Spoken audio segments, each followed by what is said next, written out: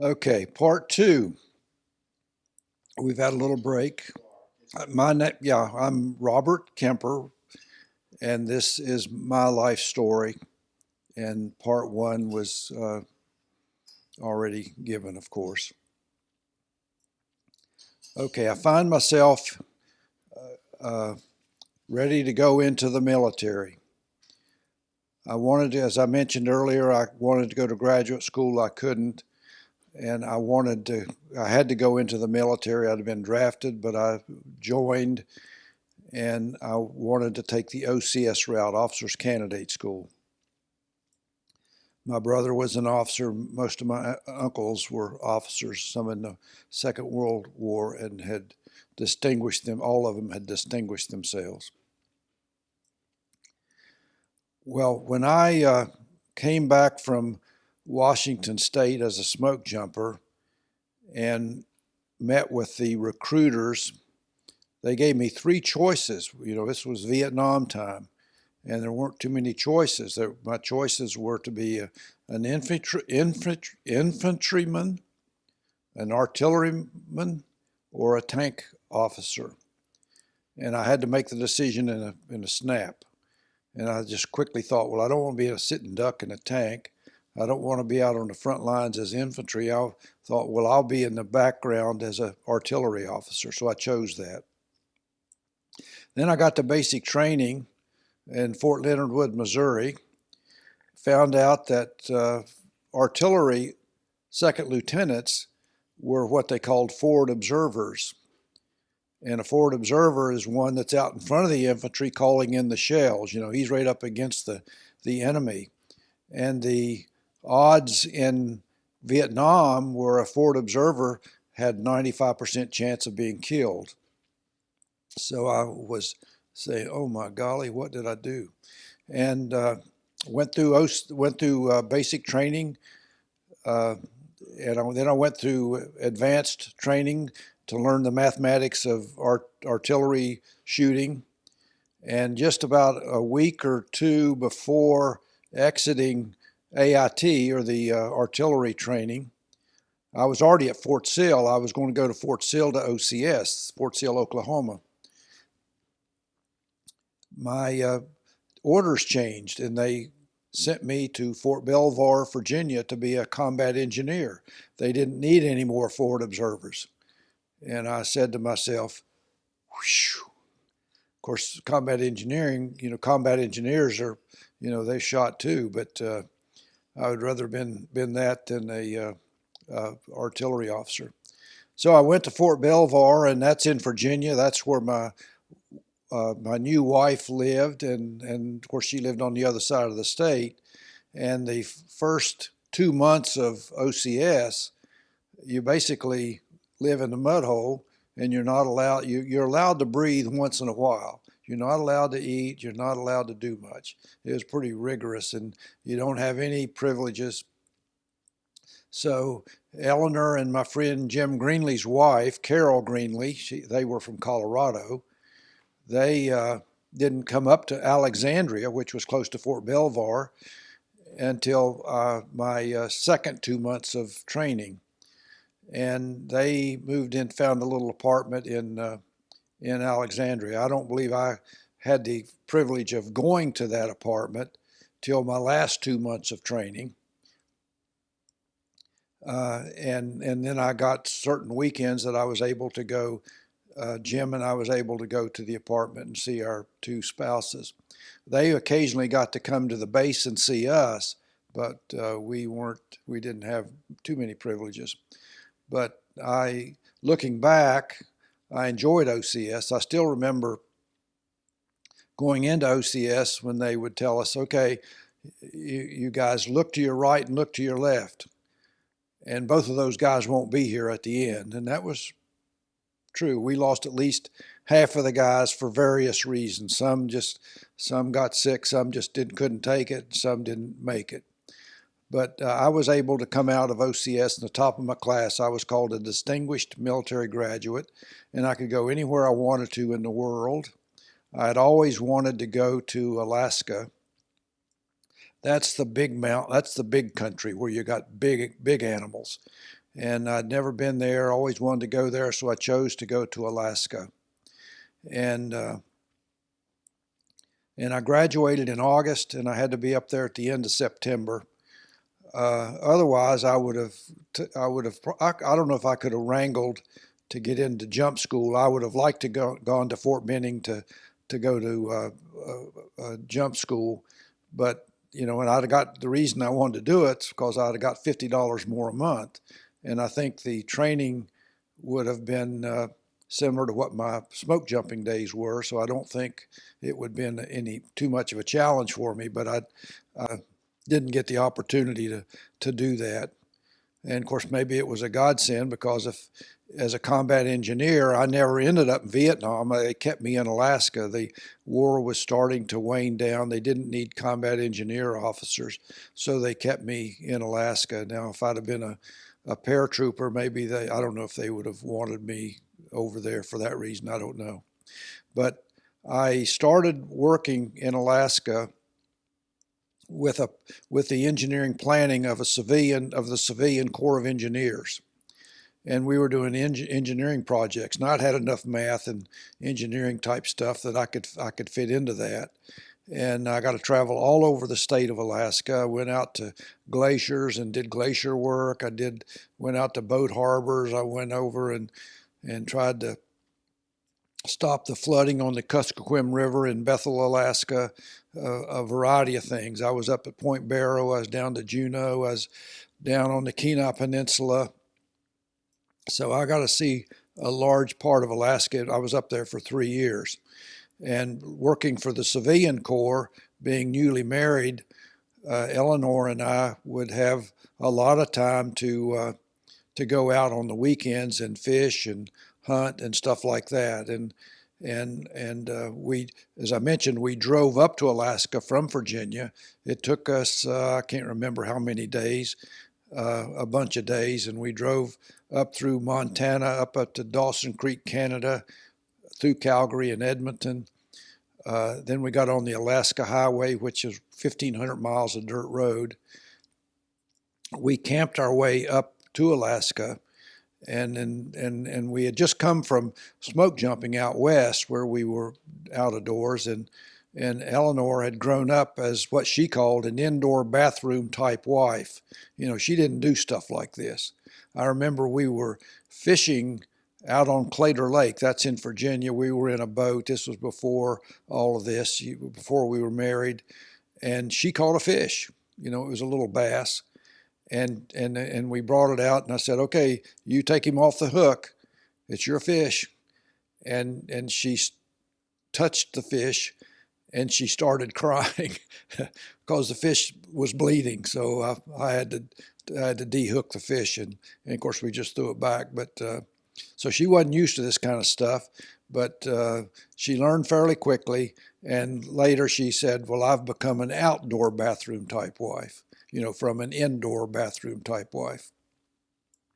I know we went on one camping trip where she had a roll of toilet paper attached to her backpack, and we've got a picture of that, and that was a funny picture. So we're in Alaska. We're doing a lot of fishing. We have a snow machine. We have a trail bike. We go out and fish and hunt, and we had friends that, most people that go to Alaska like that kind of thing. Some that were forced to go there, they might not have liked it, but that's how you enjoy it. We lived on Fort Richardson, which was adjacent to Anchorage. I actually worked on Elmendorf Air Force Base, which was the adjacent base, and that's where the Corps had their offices. They had 400 people there that they did all the Corps of Engineers stuff there in Alaska. Well, as we went along, Eleanor and I got involved in the Baptist church. We were both Baptist, and we wanted to start our relationship off with a spiritual component. And we got very much involved in the Baptist church. We had good friends. We went fishing and hunting with a lot of these friends. And I had been baptized twice before, and I was beginning to doubt my condition of being saved, as we referred to it in the Baptist church. And so I talked with the minister, and I was baptized for the third time. And it still didn't seem to work. I didn't know why, so I decided to look around, and just at that time, I had already been assigned to work with the civilians. I didn't go out and inspect the pipeline coming across Alaska because of a moratorium. And seemed to be set up to meet this particular guy. His name was Charles Welling. He was an economist, and I went in to work with him and doing benefit to cost analyses. I enjoyed economics. I'd had some in my college years and enjoyed it, and was thankful to work with Charles Welling. And I found out that he was a Mormon, and I didn't know what a Mormon was, but I thought, well, maybe my spiritual insecurity, I could help this poor Mormon guy, because I knew he was out in left field, help him to see the way. Well, he taught me a couple of things, and I won't go into a lot of detail, but the lights came on, and I soon got a testimony of the Church of Jesus Christ of Latter-day Saints, and both Eleanor and I were taught by the missionaries, and we joined the church and were baptized in the church, and that's changed our lives forever, and we're forever thankful for that opportunity, for being set up to meet Charles Welling. Well, during this process, we joined the church in October of 1971, and I was 2.5 years through my tenure in Alaska. We left the following May, in May of '72. But the previous August, just 2 months before this, we had our first child, Leah Ann Kemper Holman. She was born on August the 23rd, 1971. And boy, was I a proud father. And even our dog Solomon was proud of Leah. And he would protect us all. He was a big German Shepherd Husky. Leah was breech at the time of delivery, and it took Eleanor 30 hours to have her. So it was a arduous experience. And we had taken Solomon with us in our Volkswagen camper to the hospital, and Solomon had to wait out in that camper for 30 hours. Of course, I would go out and let him out and feed him and that type of thing. But he was excited to get Leah home, as Eleanor and I were as well. Well, we were very active in our new church and met wonderful friends that we still communicate with today. And we left there and went back to Virginia. We drove out of Alaska down the Alcan Highway, and I'm forgetting one thing. We had a Volkswagen camper that my parents had driven to Alaska the year or so before and stayed with us for a couple of weeks up there. And my mother and my father and my sister Joan Kemper Alley, and Eleanor and I, the baby Leah wasn't to be heard of at that point. We had traveled around Alaska together for a solid week, living out of that Volkswagen camper, and we had a wonderful time, and we slept. We had a double bed.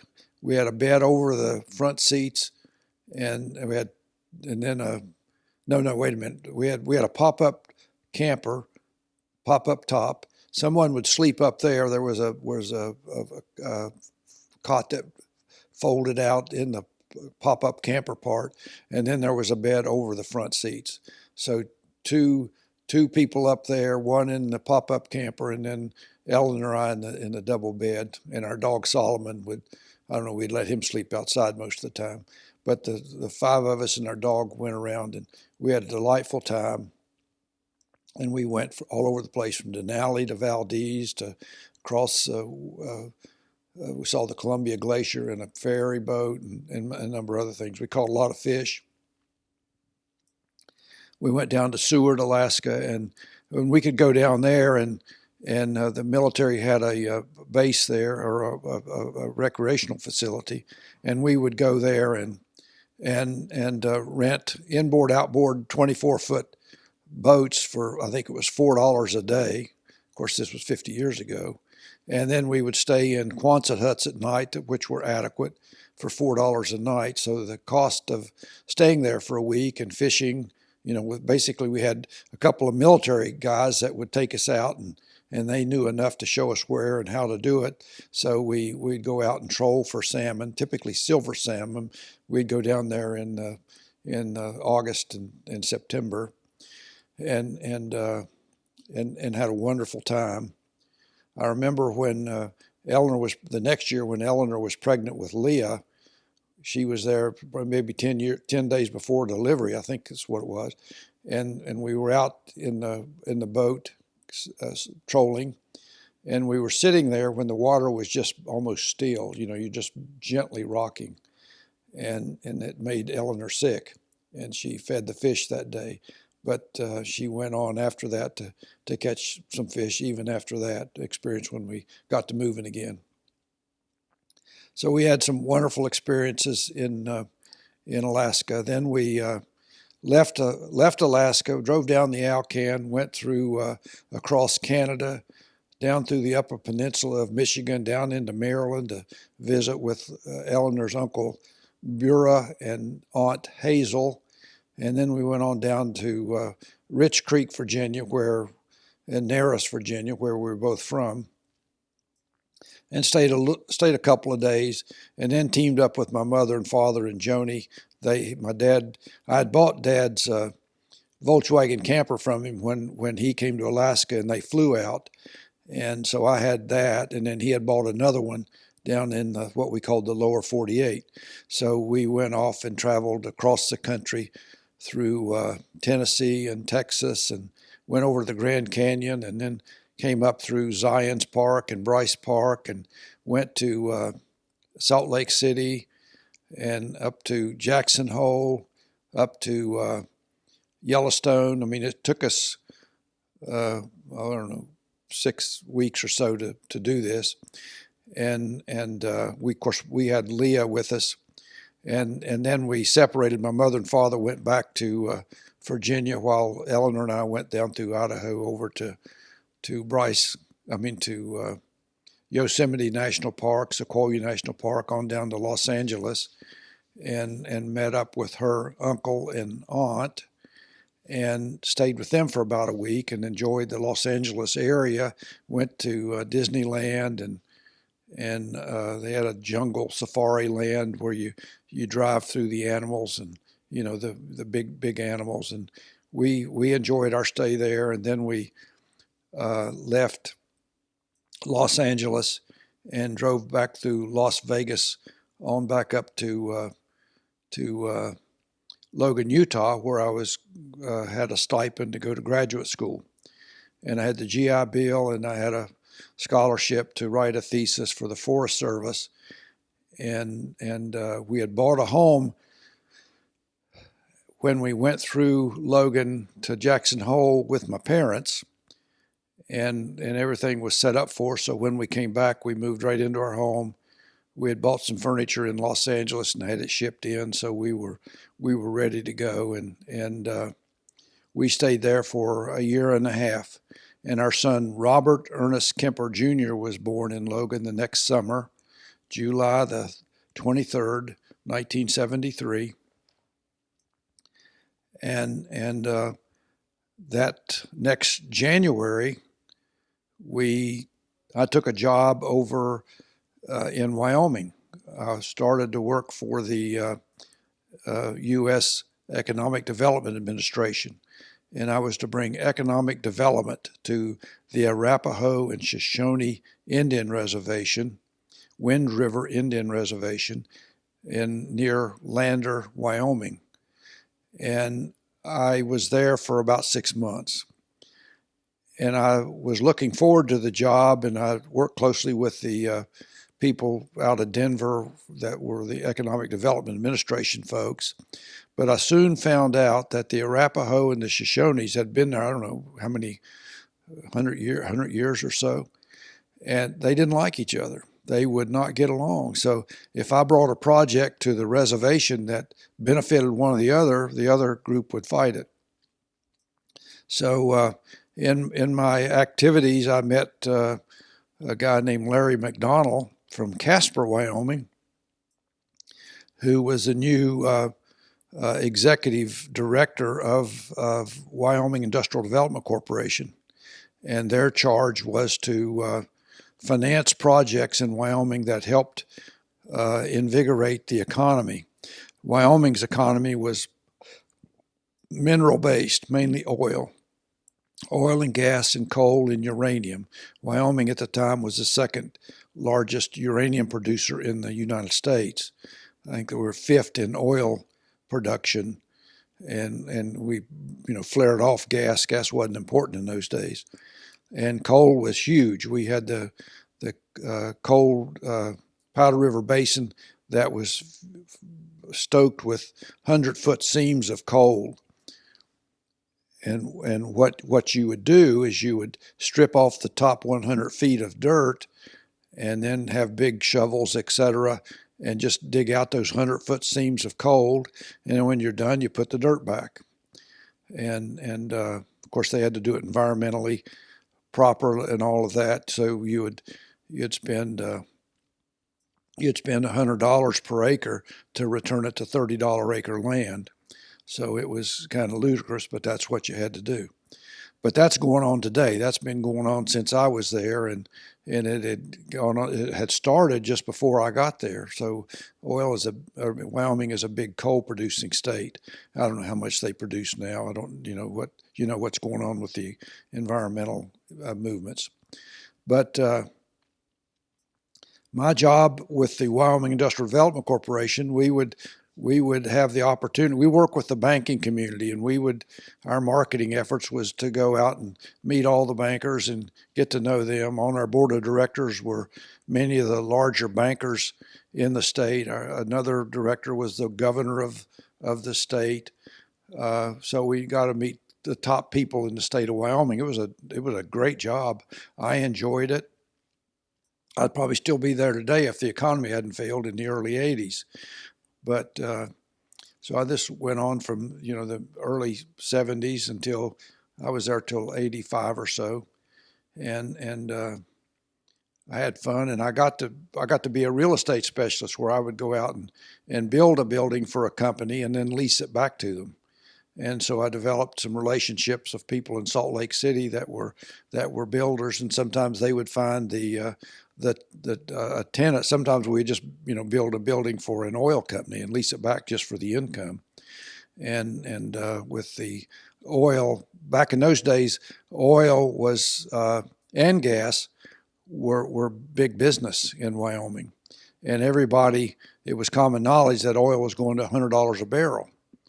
I mean, everybody knew it from Wyoming all the way down to Houston and through Denver. But if you recall, back in the mid-'80s, that all reversed and oil prices dropped, much like we saw last year here in the United States, and went down to $10 a barrel, back to $10 a barrel, and all of that evaporated. I owned my home, and I owned 3 rental properties in those days, and I had the opportunity to leave and go with my builder friend down in Salt Lake City, and my 3 rental properties were worth about a third of what I'd paid for them. My house I got half of it out of it, but it basically, I didn't go bankrupt, but I was basically bankrupt. And anyway, I went down to Utah in a real estate capacity, and our money partner was out of Phoenix, Arizona, and he was big in Phoenix with what we call 2-story retail. It worked there, but we could see that it did not work in the Salt Lake City area.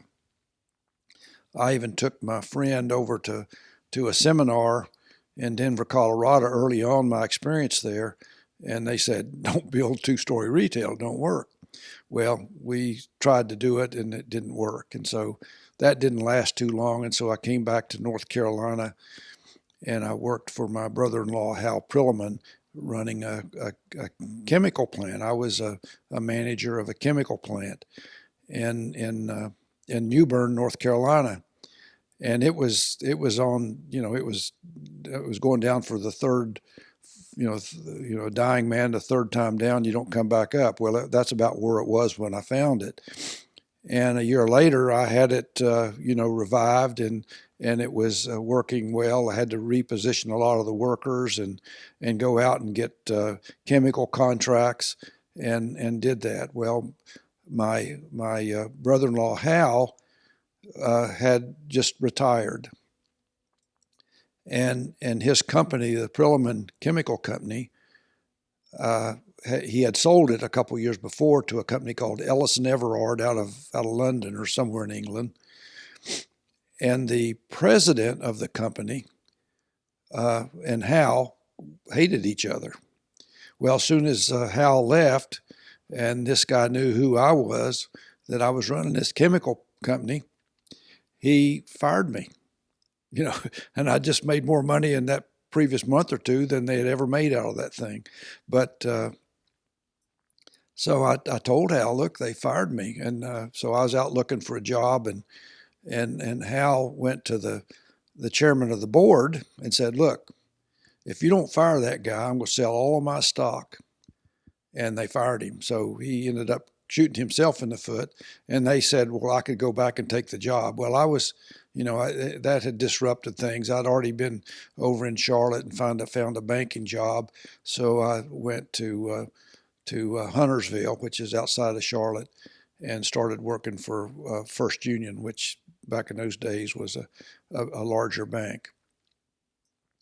Anyway, so the family, we had to move again to Huntersville. Well, I built a house there, and it took me about 7 months to do. And then they came over from New Bern, and we were settled, and we have been there since. And I didn't leave that house for 30 years. But I had a great experience at the bank. Matter of fact, the third year I was there, I was the commercial banker of the year in the Charlotte region, and I think that made a bunch of people mad out of the Charlotte, what we call the Charlotte office, and then over the next 2 years, the management changed a little bit there, and there were 4 senior people in our area, in the Lake Norman area where I was. And we were older guys. I was mid to late 40s, and the other guys were older than me. Well, they got rid of all of us within a year period, and so I was out looking for another job. I'd gone from the top commercial banker to nothing, and so I started my own business. I was a financial advisor. I had the experience of being in the finance world for a whole bunch of years, and I liked the idea of being on my own. Well, I teamed up with the New York Life Insurance Company, and they're quite diversified. And I remember in interviewing them, they talked about, well, we sell oil and gas leases, and that kind of caused me to think what they did. They also sell insurance. They have their own mutual fund company called Mainstay Funds. They've got, well, I didn't know about Eagle Strategies yet, but I learned about that. That's a managed money thing. But I got involved in that. I met a lot of nice people and stayed there for 25 years. And I found out that I needed the flexibility of being able to go and, whenever I wanted to or needed to. But I started that job in '93, and my son Robert, we called him Rob, returned from a Church of Jesus Christ of Latter-day Saint mission in 95 or so. Yeah, 95. He married his girlfriend Meg, and then in '96 he had a seizure, a serious seizure. He ended up in the hospital. We had a brain surgeon come in and they discovered that he had a tumor. And the guy's like Tim, I can't remember his last name, Tim, and he said it's benign. All you got to do is open up, to take it out if you want to. You don't have to if you don't want to. But if you have another seizure, you might want to take it out. Well, turned out he had another seizure. They took it out. It turned in it was a glioblastoma, stage 4. I mean, I was really unhappy with Tim, the doctor. Well, they took Tim off the case, and we were in the battle for Rob's life. And they told us that he went through radiation, chemo a number of times. They told us he had 3 years to live. And then in December of '99, he passed away 3 years later. Well, they told him while he was sick that he couldn't have children. Well, he had one. He had Nathan, who is with us today. Nathan's a delightful young man, Nathan Kemper. And then, while Rob was fighting his thing, and I was trying to help, and I would go and when he would have these seizures and try to, help him and help Meg some, but Meg stepped up and was very helpful to Rob, of course, being his wife. And in '98, Eleanor, my wife, who was a type 1 diabetic, had a stroke. And so her health, changed. I mean, it wasn't that great before then, but it really changed at that point. And she had a wonderful doctor, Dr. Silverman, and he decided, well, she needs to be on an insulin pump. That's commonplace today, but back in those days, it wasn't commonplace. Well, Eleanor's eyesight wasn't that good. She couldn't handle an insulin pump. Well, that put me in charge of the insulin pump. So I had to be close by all the time to regulate the insulin pump. The doctor visits went up exponentially. We were, as we got closer to the end, it was a full-time job just to go to the doctor. But so my life had changed there in '98 with that. And then trying to help Meg with Rob. I know I'd stay up at his house sometimes. And finally, in his latter, say 6 months, the ward that he was in, the Church of Jesus Christ of Latter-day Saint ward, had stepped up and was really helping him on a daily basis. And there was this special man,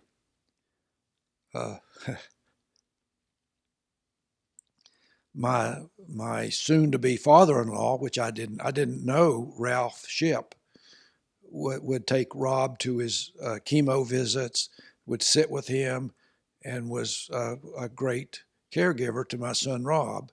And I think I had met Brother Shipp, but I didn't know him very well. I knew a little bit about his family. We were in the same ward for a short period of time, and I knew his son-in-law John Lewis, and had experiences with John from time to time over the next 20 years, and got to know the family some. My two younger sons knew their daughters, and they were good friends. And anyway, I had to have the flexibility of a job. I couldn't have held a regular job, so I was glad that I was out on my own doing what I was doing. And I was able to work hard, and sometimes I'd work at night and go to the doctors during the day. But Eleanor's kidneys ended up failing, and we went on dialysis, and so I'd have to take her to the doctor, to the dialysis treatments 3 times a week. And I know I'd worked out a deal with my son Brad. I told Brad that I would help him, fund his college if he would pick up his mother on I think Monday, Wednesday, and Friday, and he had to go up to Mooresville to pick her up. And he took on that job rather than trying to get a second job to help through college. So I was, able to have time to do my work duties that way, and I had a good assistants that really helped me do the detail work. I never did master the computers, although I could operate them to some degree, but I had people that were able to do a lot of the computer work for me, and I was basically the face-to-face person with clients, and that seemed to work out pretty well. Back in Wyoming. Well, back to Alaska. Leah was born, as I mentioned, in Alaska in '71. Rob was born July the 23rd, 1971 in Logan, Utah. Then we were in Casper, Wyoming, where the other 4 were born. Carrie Lynn Kemper Yates was born on February the 5th, 1977. Eleanor was pregnant in 1975 but miscarried. So we might have had 7 children rather than 6. But Carrie came along, as I mentioned. And then after Carrie, Ben Kemper was born in Casper on February the 26th, 1979. And then following Ben was Leslie Carol Kemper. She was born on March the 2nd, 1981. And then Brad Kemper was born on July the 1st, 1983. Well, all the previous 5 kids had been born. They were very healthy. Well, Brad was not. It took him a while to get out of the hospital. We didn't know what was wrong. The pediatrician knew there was something wrong with his heart. And he had, we were in Casper, Wyoming. They had good doctor facilities there, but they didn't have specialties like that we needed. So the pediatrician brought in a Dr. Wolf out of Denver, who was a pediatrician that specialized with heart issues. And he came up and he could see that Brad had some problems, and we need to, Brad was born in July. We needed to be in Denver in November if Brad didn't weigh enough, and he didn't weigh enough. And we went to Denver, and they said, we got to keep him. He needs open heart surgery. He's failing pretty quickly. And what they did was he had his ventricles in his heart were common. They didn't have 2 separate ventricle chambers, so the blood flow was just completely erratic. And so they had to build a wall, so he had 2 ventricles, and they had to do a number of other things. They couldn't correct the major problem Brad had, which was a condition called corrected transposition of the greater vessels. In other words, his heart was reversed. The major vessels had hooked up properly, but the aorta was being pumped through the weak side of the heart. On my heart, the right side of the heart is the weaker chamber, and the left side of the heart, I think I'm getting them right, is the strong side. Well, he had the weak side pumping through the aorta, so it wasn't very efficient. And then the strong side of the heart was pumping to the lungs, which was overpowering the lungs. So anyway, Brad has had open heart surgery. He came through it fine. He, after that, with a lot of supervision from the heart doctors, he has done very well. I'm real proud of him. And he's today has a very responsible position. He's a college graduate. He served a mission for the Church of Jesus Christ of Latter-day Saints. He's got 3 children and doing very well. And I'm very proud of all the other children. They're, I'll name grandchildren now. Leah has Riley, who will be a veterinarian pretty soon from the Iowa State University. Carrie has 4 children, 3 boys, Caleb, Thomas, Robert, and then a delightful daughter, Anna. All very super individuals. I'm proud of all of them. And then Leslie has 3 children, Skylar and Tyler, and then Michael. Did I get the names right, Leslie? And then there's Ben. Ben lives in Syracuse, Utah. Sarah Young Kemper, and they have 3 children. Abby, who just got a full ride scholarship to Weber State University. Colton, who is probably the smartest young man that I know. He's 14 years of age. And then Ryan is probably one of the best athletes that I know for his age of 12, or will be 12 this year. Ryan has just received the Aaronic priesthood, or is in the process of receiving it. And then, I've gotten, next is Brad. I guess Brad's the last one. Brad has 3 beautiful children. Noah, that's, I think, 11 years old. And then Hayden, who is 7 years old, Laura? 6 or 7. and then a delightful little dancer, Diana, who is so cute, and she's 4 years old. And Brad is married to Haley, a beautiful young lady and excellent photographer and a wonderful mother. Okay, Eleanor started dialysis around the year 2000, and in year 2005, we were on a kidney transplant list, and one came available. I remember I was driving her to dialysis on a weekday morning, and Kathleen Doman, her what kind of doctor is Dr. Doman? Nephrologist, called and said they had a kidney, and I turned around and headed straight to the hospital. And she had the kidney transplant that night in Carolina's Medical Center, is what we called it then. It's now the Atrium, and so that changed our lives.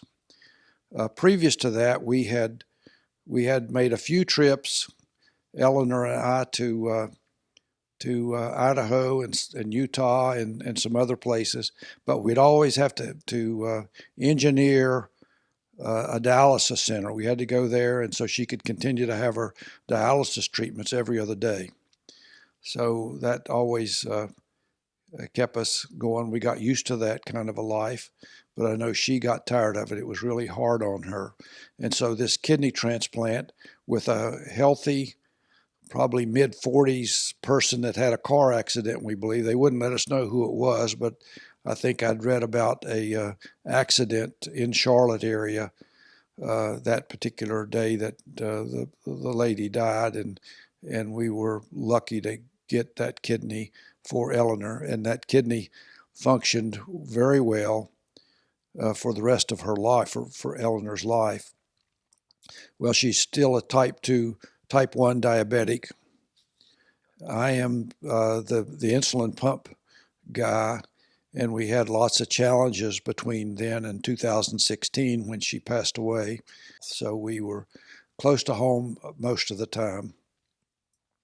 And she did very well with what she had, and she was supported by me and the children in the area, and then the children that were not in the area, when they came by, they would support their mom. And the grandchildren stepped up and were very helpful.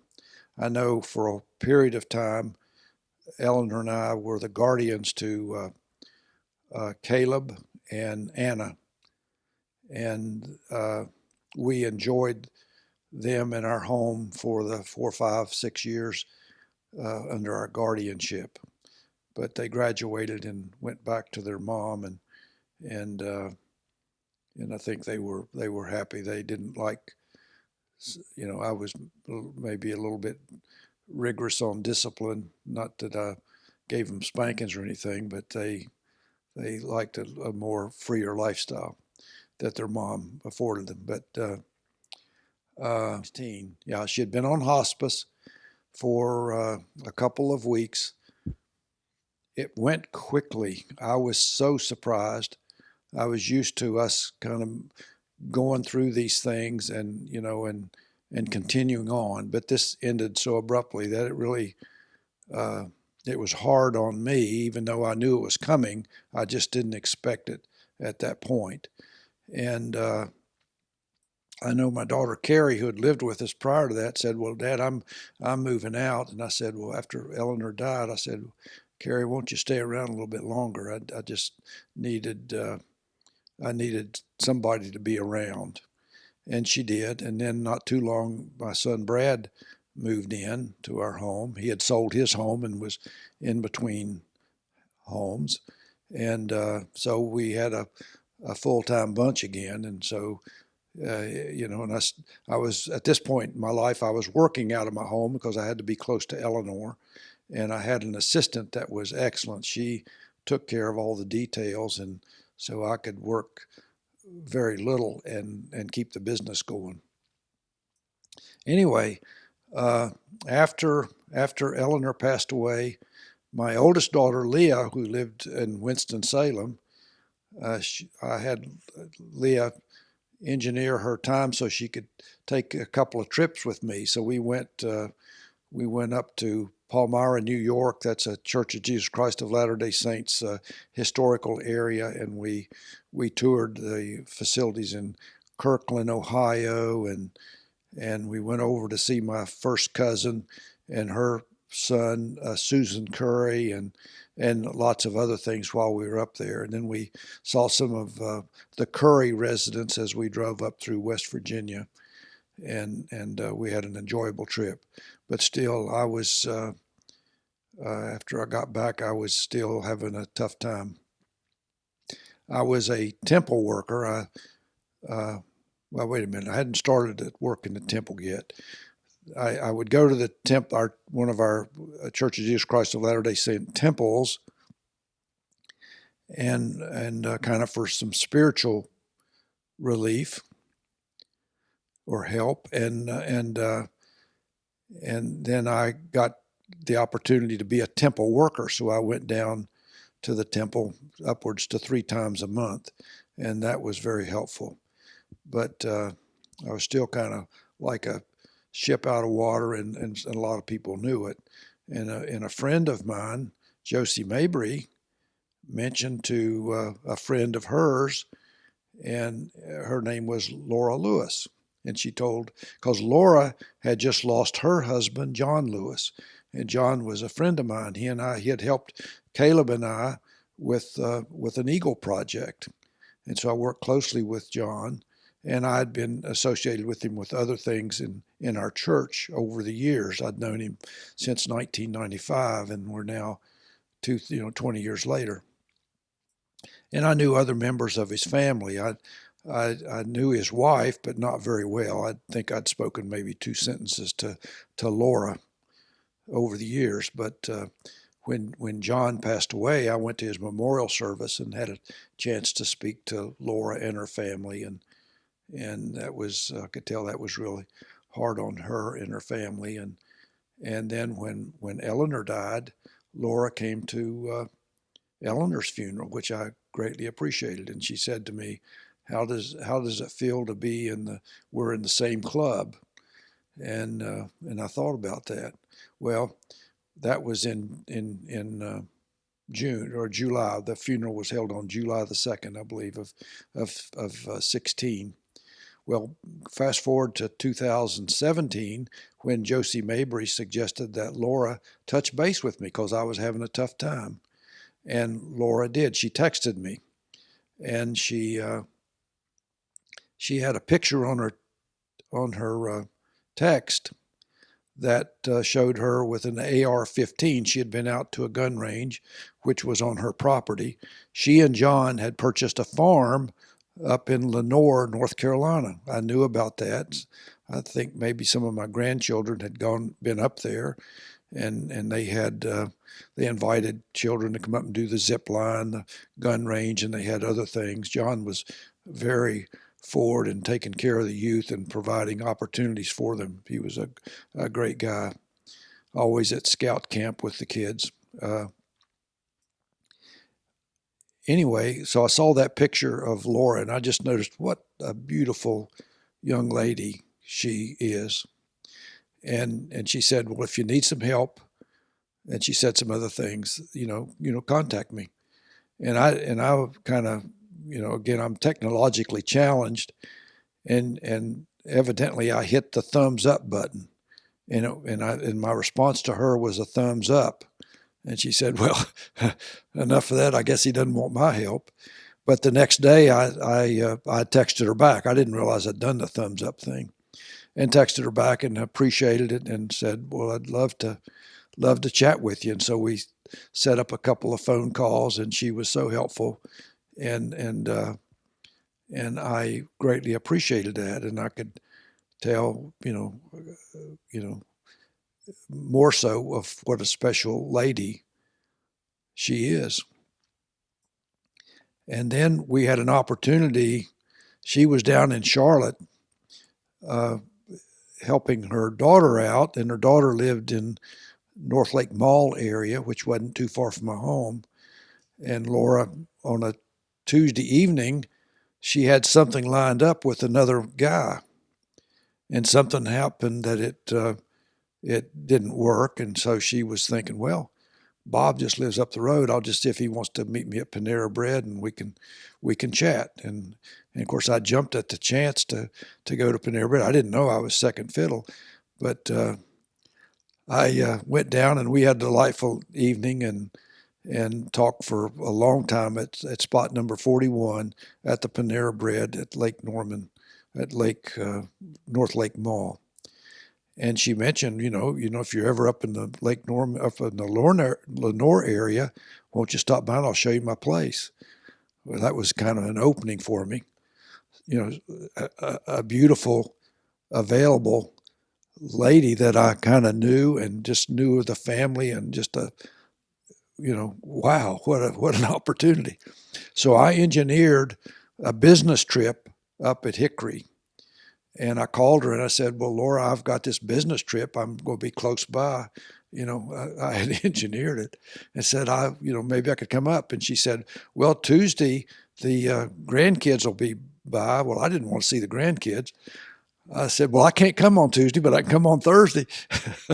I could have made the meeting anytime I wanted.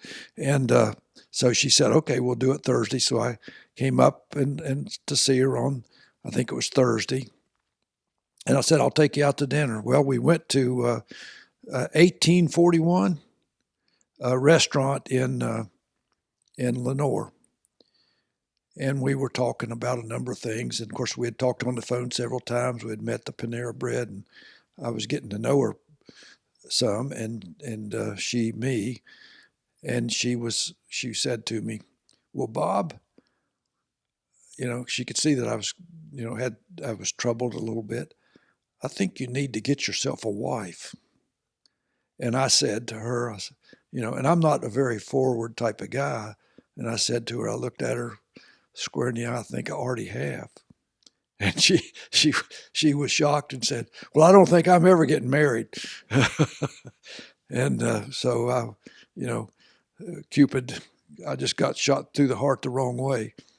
And, but anyway, we walked out of the restaurant holding hands, and I engineered the opportunity to come back and see her at around Valentine's Day, which was now the first part of February, and we were going to go to a Valentine's dance for singles in our church, and so she felt secure doing that because she had, I don't know, a bunch of single sisters with her from the Lenore Ward going with us. So it was me, Laura, and then six other women, and we drove down to Gastonia to a ward dance, and but anyway, we were, that's what, 3 times that I'd seen her, and the next time was she had to go to Raleigh. She didn't have to go. She went to Raleigh to be with Robin, and she told me about she was going to this dance over in Raleigh. She was going to these single events. And I didn't know that she was going to meet this other guy. And I said, well, maybe I can, maybe I was trying to still wiggle in. Maybe I can see you, going or coming. And she kind of led me along, and we would text back and forth. And then finally she left Robin's Sunday morning. The dance was Saturday night, and she decided that she'll come back through Huntersville to see her daughter, McKenna. And she had some time, and so I talked her into coming and see me at my ward meeting. I told our bishop that I need to get out of the meeting early, and so I did. And here comes Laura, and we sat through sacrament together, and then we went up to her place for dinner that afternoon. Yeah. Yeah, well, like she just, I don't know if you could hear, but yeah, by then we were practically engaged, and we talked about getting married, and children, they kind of weighed in and said, boy, that's awfully quick. Like, you need some time, Mom and Dad.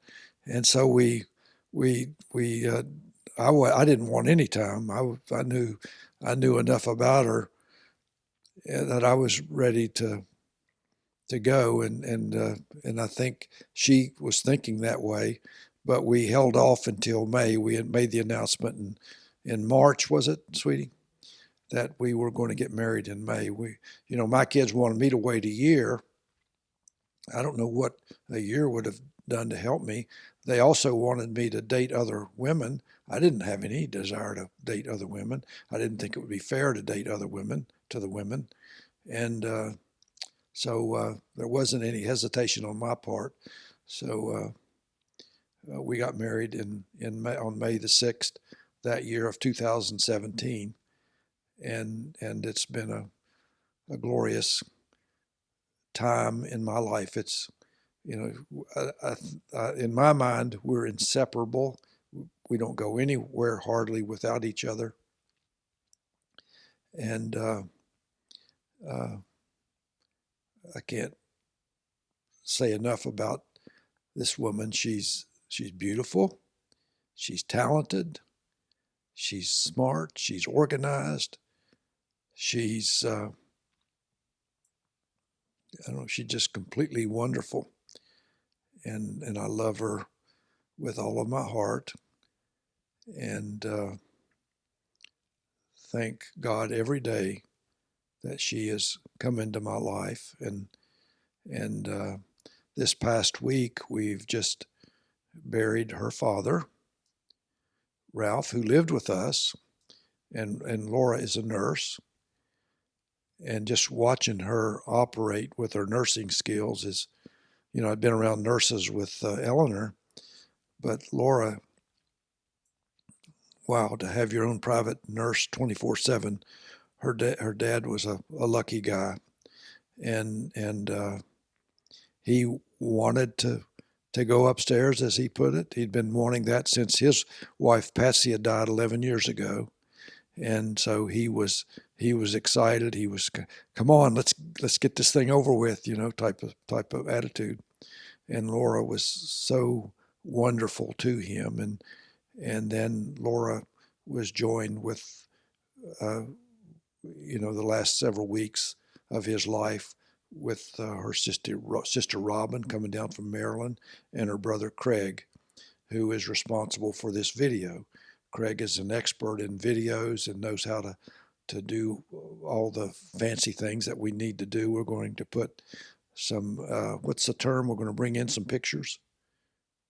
We're bringing in pictures, as I'm speaking here, and like when I'm talking about me in the 5th grade, they'll have a picture of me in the 5th grade. But he knows how to do all this stuff, and Laura does now too. Laura's is becoming a special. Of course, she's very technologically advanced. She teaches me a lot of things every day with the computer. So one of these days, I'll learn how to turn the thing on and turn it off. But well, I'd like to. I've ever since my days in Alaska, even before that, my days out west, I've really enjoyed fishing. I didn't do a lot of fishing as a youngster, but but being out in the western United States, where trout fishing is a wonderful experience. In Alaska, salmon's a wonderful experience that I've really enjoyed trying to learn how to be a fly fisherman. I'm still learning. I'm an intermediate, but hopefully I'll be able to do a lot better as I go along. But I enjoy out fishing. I know the first time I took Laura fishing, we floated down the Madison River out of West Yellowstone, Montana, and Laura didn't know anything about fly fishing. Well, we had a guide, and we were floating down the river, and he showed Laura how to fish. She picked up on it. Well, that particular day, she caught 30 fish, and I caught 4. So she's quite a jock. She was an athlete in school and college, and she's a wonderful lady. But I enjoy trout fishing, and I've got some pretty good opportunities of trout fishing around where I live now in Collicksville, North Carolina. Stock market, yeah. Well, her dad traded stocks. He was 93 when he passed away. He traded stocks up until 2 days before he passed away. and he and I would talk about, which stock and, when do you get in, when do you get out, and stuff like that. So we had some choice conversations about the stock market. And I remember him saying, "Well, Bob, just go on back to bed. The stock market's flat today, so you don't need to worry about it."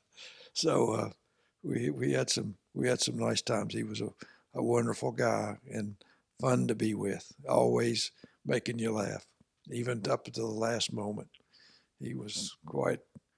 I called him a firecracker, but well, part three will be the travels that we've done in our RV and while we're doing it, and what we plan to do for the next 40 years of our life. So they gotta wait 40 years? No, I'm just going to summarize what we're going to do over the next 40 or 50 years of our life. Yeah, stay tuned for part three. Thank you. Okay, again, my name is Robert Ernest Kemper. I was born in Massillon, Ohio on November the 12th, 1944. Here are some pictures that we didn't include. There's Eleanor and I in Alaska. There's my father and I in Huntersville. Me in Huntersville at dinner. My sons and me in New Bern, North Carolina. All my family in New Bern, North Carolina, except Eleanor. She's taking a picture. There's my entire family. There's my son Rob getting his Eagle Scout and his Scout brothers around him. There's my family in Huntersville. There's me in New York City in Central Park. Molly and me, Molly Anderson. There's Molly, and there's Molly again. She's a sweetie. There's my pickleball debut, a shuffleboard debut. I'm learning all the retirement sports. There's a birthday for, I can't remember which one of us. There's 3 birthdays there. I think it was mine. There's another birthday picture showing me fishing, and there's my pickleball debut. There's Laura and I with 4 grandsons. There's my side by side to the right with grandsons. We built our house in Collicksville, North Carolina, on a cruise in maybe in England. There's Laura as we cleared the site. There's me at Fox News in New York City. Laura at our site in Collicksville, North Carolina, before we built the house. There's me and Diane Kemper. She's a cutie. There's me skiing in Alaska. Eleanor and Leah as we drive home from Alaska by way of the Alcan. There's my trail bike that we used to travel in the woods with. There's Leah on my back as we play in horsey. There's me on a fishing trip in Alaska. There's Eleanor and I in Huntersville. There's me, I'm not sure where I am. I think that's at my brother Jim's house. There's me and some of my grandkids. There's my 3 boys in Casper, Wyoming. There's me dressed up as Miss Piggy. There's my family. We're all there. Brad was in Mommy's tummy. There's Eleanor and I at a company picnic. There's Leah and me and Eleanor. There's our temple sealing day, October the 5th, 1972. One thing that I failed to mention was while at graduate school, I had a thesis project, and in 1974, it was published and it was featured in a national magazine, and I presented the thesis at the request of the Society of American Foresters in 1974 in Denver, Colorado. I was real proud of that event. Another item in my life was I had 3 sons and a grandson that all achieved their Eagle Scout Award, and we all worked closely together. I was real proud of all those young men.